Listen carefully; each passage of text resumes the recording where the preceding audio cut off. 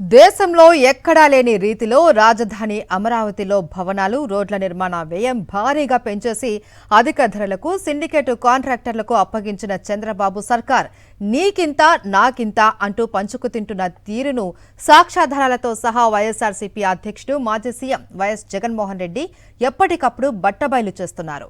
రాజధాని central secretariat residential complex నిర్మాణానికి కేంద్ర కేబినెట్ ఆమోదించిన వ్యయం సాక్షిగా చంద్రబాబు ప్రభుత్వం అక్రమాల బండారం బట్టబయలైంది. దీంతో దాన్ని కవర్ చేసేందుకు ప్రభుత్వం నానా తంటాలు పడుతుంది.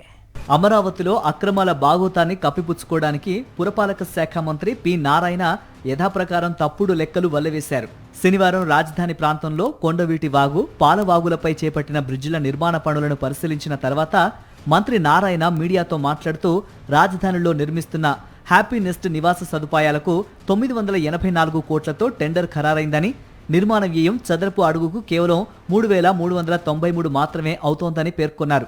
గెజిటెడ్ అధికారుల నివాసాల నిర్మాణానికి 1,003 కోట్లతో టెండర్ ఖరారైందని, చదరపు అడుగుకు 3,684 రూపాయలు మాత్రమే వ్యయం అవుతోందని తెలిపారు. కేంద్ర మంత్రివర్గం ఆమోదం తెలిపిన కేంద్ర ప్రభుత్వ రెసిడెన్షియల్ కాంప్లెక్స్ నిర్మాణానికి 1,234 కోట్లతో టెండర్ ఖరారైందని, దాని నిర్మాణ వ్యయం చదరపు అడుగుకు 3,945 రూపాయలుగా ఉందని మంత్రి వెల్లడించారు.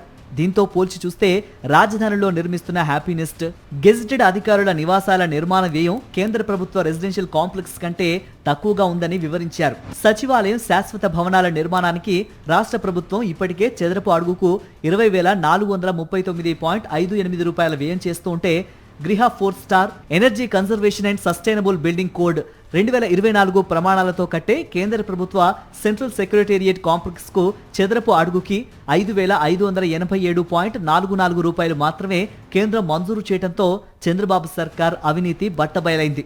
ఇక కార్యదర్శులు, ముఖ్య కార్యదర్శులు, ఐఏఎస్ అధికారుల క్వార్టర్స్ కోసం చదరపు అడుగుకు రాష్ట్ర ప్రభుత్వం సగటున 10,000 రూపాయల నుంచి 12,000 రూపాయలు వ్యయం చేస్తుంటే, గృహ 4 ఈసీఎస్ బీసీ 2024 ఎకో నివాస సంహిత 2024 ప్రమాణాల ప్రకారం నిర్మించే రెసిడెన్షియల్ కాంప్లెక్స్ కు చదరపు అడుగుకి 3,945.39 రూపాయలు మాత్రమే కేంద్రం మంజూరు చేసింది. దీన్ని బట్టి చూస్తే రాజధాని నిర్మాణ పనుల్లో చంద్రబాబు సర్కార్ అంచనా వ్యయాన్ని ఇష్టారాజ్యంగా పెంచేసి భారీ ఎత్తున అవినీతికి పాల్పడుతోందన్నది స్పష్టమవుతోందని ఇంజనీరింగ్ నిపుణులు చెబుతున్నారు. అవినీతి బట్టబయలవడంతో బెంబెలెత్తిపోయిన చంద్రబాబు సర్కార్ దాని నుంచి ప్రజల దృష్టి మళ్లించడానికి తప్పుడు లెక్కలు వెల్లవేస్తూ యథావిధిగా అబద్ధాలు చెబుతోంది. మరిన్ని అప్డేట్స్ కోసం ఛానల్ ను సబ్స్క్రైబ్ చేయండి. నోటిఫికేషన్స్ కోసం బెల్ ఐకాన్ పై క్లిక్ చేయండి.